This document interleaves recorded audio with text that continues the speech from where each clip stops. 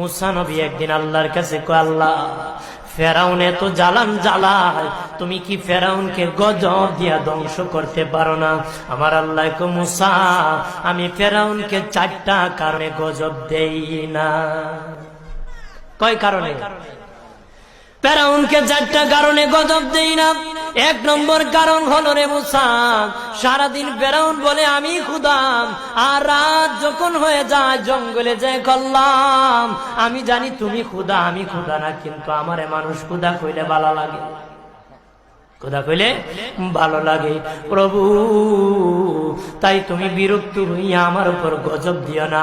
আল্লাহ বলে, মুসা রে ওই ফেরাউনের রাত্রির দুয়ার কারণে আমি আল্লাহ তার উপর গজব দেই না। 2 নম্বর কারণ হলো, আরে মুসা তোমার মুখে দাড়ি, ফেরাউনের মুখে দাড়ি, তোমার পরনে জুব্বা, ফেরাউনের পরনে জুব্বা, তোমার মাথায়